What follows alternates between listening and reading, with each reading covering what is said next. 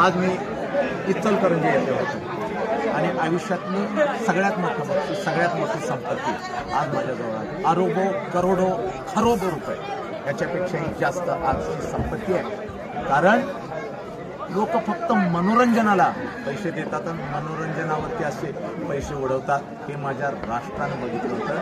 पण आज आईबाप सांगत असताना, व्याख्यान घेत असताना डोळ्यामध्ये प्रत्येकाचे अश्रू होते.